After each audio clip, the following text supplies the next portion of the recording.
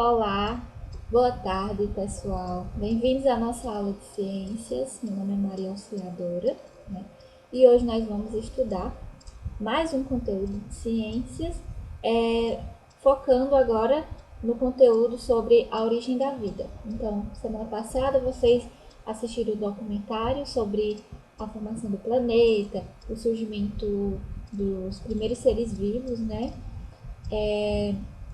Só que para explicar, né, a origem da vida, durante muito tempo, no passado, né, do tempo dos filósofos, muitos cientistas e filósofos tentavam explicar, né, a origem da vida. E aí nós vamos aprender os conceitos de abiogênese e biogênese, certo? Mas primeiramente, vocês agora vão entrar no verdadeiro túnel do tempo e vai descobrir perguntas e respostas que inquietaram a humanidade. Estamos agora entrando no túnel do tempo, voltando ao passado, e aqui vamos observar as conversas, né, lá na Grécia Antiga, mais ou menos 350 anos antes de Cristo, entre esses dois filósofos.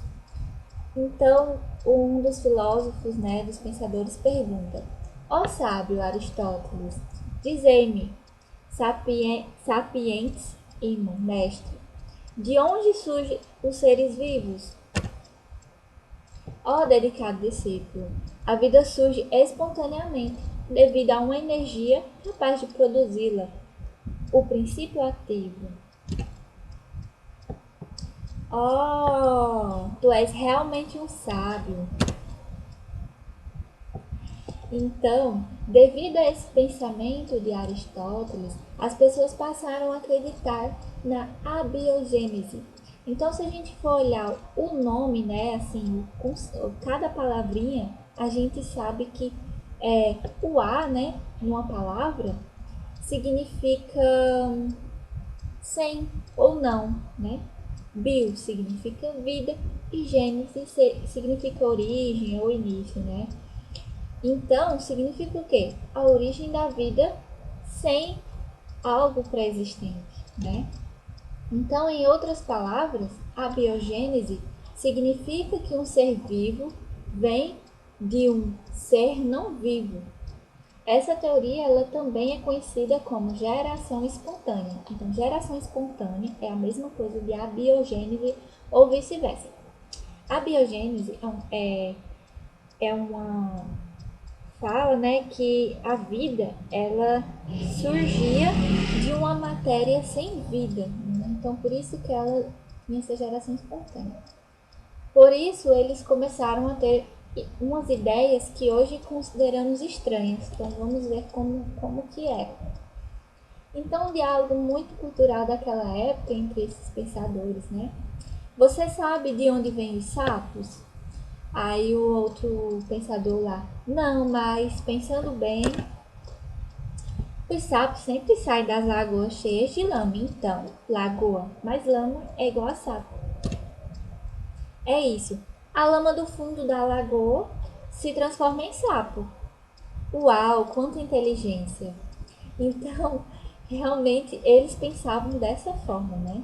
Eles criavam, né, de que um ser vivo surgia a partir de uma matéria não viva, ou acreditava até que rato surgia de roupas sujas, né? Então eles acreditavam somente na geração espontânea, ou a biogênese, né?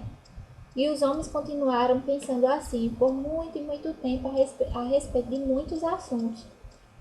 Veja, meu jovem nobre, deixei a carne sobre a mesa e logo após surgiram as larvas e depois as moscas, né? Isso na Europa, lá entre o século XVI, século XIX, né?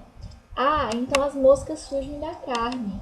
Então, eles acreditavam nisso, né? Que uma matéria poderia dar origem a um ser vivo. Porém, alguns cientistas não acreditavam nessas possibilidades e tentavam provar que o ser vivo ele só vinha de outro ser vivo. E aí chamamos de né, começou a se chamar de biogênese, ou seja, origem a partir da vida, né? Bio significa vida, gênese e origem. Então, esse homem aí foi Francesco Redi, ele era um biólogo que acreditava na biogênese. Ele provou através de uma experiência que as moscas não surgiam da carne. Então vamos ver qual foi a experiência que ele fez que comprovou de que somente poderia surgir, né, um ser vivo de um outro ser vivo. Então, a experiência de Francesco Redi. Francesco, ele colocou diferentes tipos de carne em vários frascos de vidro. Ele deixou alguns frascos abertos, né? E outros foram cobertos com um tecido de algodão, né? A gás. E adivinha o que aconteceu? Os frascos tampados, ele observou que as moscas ficavam rodeando os frascos cobertos, mas não conseguiam entrar. Nesses vidros não apareceram larvas na carne e também nem moscas. E já nos frascos destampados, as moscas sentiram o cheiro da carne apodrecendo e foram lá, né? E conseguiram entrar no frasco destampado. Nessa carne apareceram as larvas e depois as moscas, pois as moscas adultas, né, que foram lá sentar, né, tinham botado seus ovos lá. E aí a biogênese comprovada, né, foi comprovado através dessa evidência aí que só poderia surgir uma vida a partir de um outro ser vivo. E foi assim que Francesco Redi provou que um ser vivo não pode surgir de um objeto sem vida. Seres vivos só nascem de outros seres vivos. Então, na outra teoria lá, na outro conceito, que era a biogênese, né, de que a vida surge a partir de uma matéria não viva, os pensadores que acreditavam na abiogênese falavam, por exemplo, que insetos ou ratos poderiam surgir a partir de restos de comida. Então, um pessoal que acreditava na biogênese, né, disse que viu larvas que surgiram em cima de um pedaço de carne. E aí eles acreditavam que elas surgiram assim, espontaneamente. E Francesco Redi foi lá e provou através desse experimento que não é possível isso acontecer.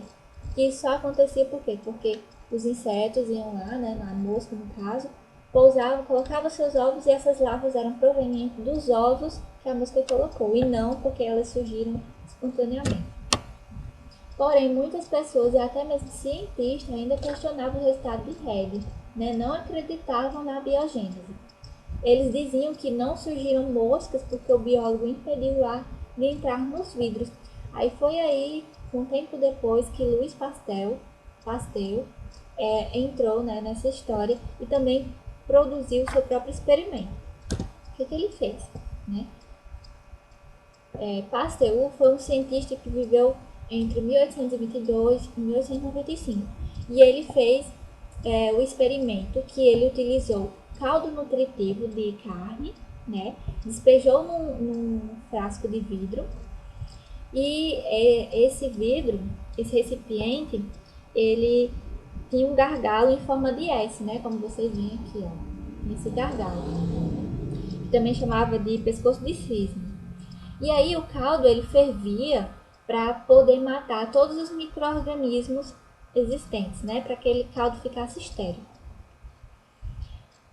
Então esse caldo foi fervido e esterilizado. O caldo nutritivo do frasco com pescoço de cisne manteve-se livre dos micro-organismos, né? O que acontecia? Depois que ele ferveu, ele deixou esse caldo esfriar e aí o ar ele entrava, né? Porém, por conta desse gargalo assim, com essa forma aqui, né, por exemplo, impedia com que os micro-organismos do ar entrassem em contato com esse caldo, certo? E aí o que ele fez? Ele foi lá e quebrou.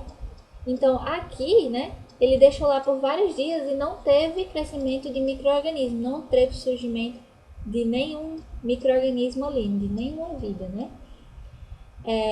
E depois, o que ele fez? Depois de alguns dias, ele foi lá e quebrou o gargalo. E quando ele quebrou, depois começou a se proliferar, a surgir micro-organismos no caldo, certo? Foi aí que Francesco Redi, ele conseguiu